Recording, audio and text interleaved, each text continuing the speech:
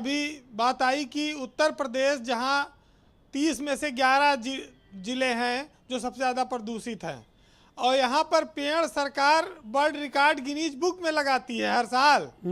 अब वो पेड़ लगने के बाद कहाँ चले जाते हैं, वन विभाग के अफसर उसका खा जाते हैं कि पुलिस खा जाती है या जानवर खा जाते हैं, ये सरकार इसकी चिंता नहीं करती।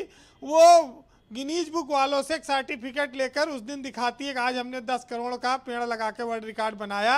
1 जुलाई को ये अभियान चलता है उत्तर प्रदेश में हर बार। ये एक धोखे का अभियान है। अब हाँ, अब शहर आ रहे हैं 11 प्रदूषित पूरी दुनिया में, लेकिन चलिए कम से कम नंबर 1 में ये हमेशा रहे, चाहे अच्छे में चाहे बुरे में।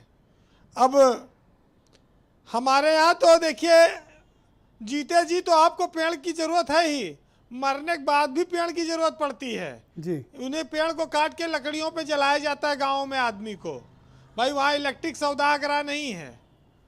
तो एक आदमी जितना पर्यावरण को नुकसान करता है, जितना ऑक्सीजन की उसको ज़रूरत होती है, 10 पेड़ कम से कम उसको पूरा कर पाते हैं मिलकर। लेकिन समस्या ये है कि भ्रष्टाचार का प्रदूषण हर प्रकार के प्रदूषण के लिए जिम्मेदार है, चाहे वायु का है, ध्वनि का हो, फैक्ट्री का हो। लखनऊ में कौन सी फैक्ट्री है और लखनऊ में कौन सी चीनी मिल लगी है जो यहाँ पर आ गया इसका नाम? यहाँ तो खाली मोटरसाइकिल, कार, गाड़ी, वाहन, कंक्रीट के बिल्डिंगें, यही तो है, इन्हीं वजह से प्रदूषण है। और आज लखनऊ का भी जो है 9वें नंबर पे है दुनिया नाम है। तो ये प्रदूषण कैसे खत्म होगा? ये तो देखिए इसका पीछे बहुत बड़ा कारण जनसंख्या है। जनसंख्या पर कोई चर्चा नहीं करता। बीजेपी की सरकार जब सत्ता में नहीं आई थी तब वो बार बार कहती थी कि जनसंख्या बहुत बढ़ रही है, इस पर कानून आना चाहिए। 2014 से लेके आज तक इस देश में बहुत बार चर्चा हुई, लेकिन कानून जनसंख्या नियंत्रण का नहीं आया, और उसकी वजह से मकान, पानी, रहना, खाना, गाड़ी, सब चीज, आप जहाँ जाइए, रोडवेज, हवाई अड्डा, रेलवे स्टेशन, कहीं जगह है तो फिर पर्यावरण प्रदूषण तो खराब होगा ही। तो अच्छा, 15-17 सालों से शासन की कवरेज करते हैं, पत्रकारिता कर रहे हैं, आपको कभी ऐसा महसूस हुआ कि हमारी सरकारों की प्राथमिकता में है पर्यावरण प्रदूषण, उसको कैसे हैंडल किया जाए? देखिए ये सिर्फ एक इवेंट है और साल में एक बार वन विभाग आयोजित करता है और उसमें 100-200 करोड़ रुपया खर्चा हो जाता है, पेड़ लगा के अपना किनारे करो। लेकिन जो पेड़ या जो वन आच्छादित है जो हमारे प्रदेश में जो जगह है, उसको भी तो काटा जा रहा है। ये वन विभाग, ये पुलिस वाले बाग का बाग कटवा दे रहे हैं पैसा लेकर, पेड़ बचेंगे कहाँ से? बहुत कम अधिकारी ऐसे हैं आज के समय में जो पेड़ को अपने परिवार की तरह मानते हैं। मैं एक आईपीएस अफसर एपी सिंह को जानता हूं, अष्टभुजा सिंह को, जो सीओ से लेकर आईपीएस बन गए और अपने जीवन में एक पेड़ नहीं कटने दिया जहां भी वो तैनात रहे। वो पेड़ को अपने पिता की तरह मानते हैं। लेकिन यहाँ पैसा मिले तो पूरा पूरा बाग सफाया हो जाता है, रातों रात आरा चल जाता है हरे पेड़ों पर। तो कहाँ से प्रदूषण ठीक होगा? भाई पेड़ काटने आए हैं कुछ लोग मेरे गांव में, और अभी धूप बहुत तेज है कहकर बैठे हैं उसकी छांव में। तो पेड़ आप देखिए कि कितना ऑक्सीजन दे। आप अस्पताल जाते हैं, डॉक्टर ऑक्सीजन के सिलेंडर लगा देता है मुंह में, उसका पैसा लेता है और हम कहते हैं डॉक्टर भगवान है।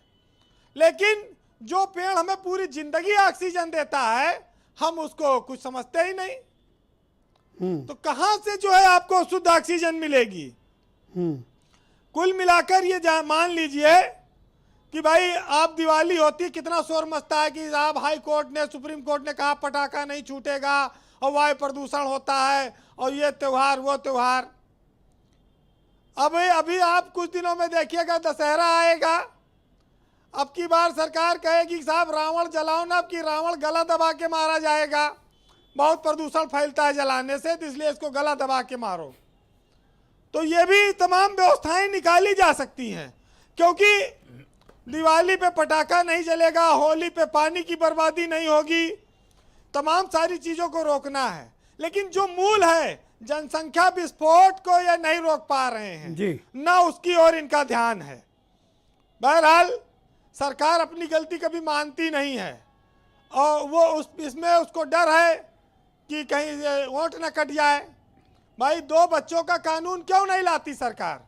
जब इस देश में स्कूल में एडमिशन नहीं हो पा रहा, बच्चों को रहने के लिए जगह नहीं है, खाने के लिए व्यवस्था नहीं है, ऑक्सीजन नहीं है, लखनऊ का आप हाल देख रहे हो जहां बैठे हैं, और उसके बावजूद कानून नहीं, बहुमत की सरकार है। जी। बीजेपी को कोई इंतजार नहीं करना है, वो जब चाहे तब अमेंडमेंट कर दे, लेकिन करेंगे नहीं। कितना मजबूर हूं मैं ये बता नहीं सकता, और दर्द को मिटाना चाहूं पर मिटा नहीं सकता, और घुटन होती है यहाँ। अब तुम लोग जरा सुन लो, और अगर झूठा हूं मैं तो तुम लोग लखनऊ पूरा घूम लो। तो आप पूरा लखनऊ घूमिए जी। और आपको एहसास हो जाएगा। गुरुदेव रविन्द्रनाथ टैगोर ने लिखा है कि देश की माटी देश का जल, और हवा देश की देश के फल, और सरस बने प्रभु सरस बने, और देश के घर और देश के घाट, देश के वन और देश के बाट, देश के तन और देश के मन, देश के भाई और बहन, विमल बने प्रभु विमल बने। जी, थैंक यू वीरेंद्र जी, बहुत बहुत शुक्रिया आपका अपनी रिपोर्ट के लिए।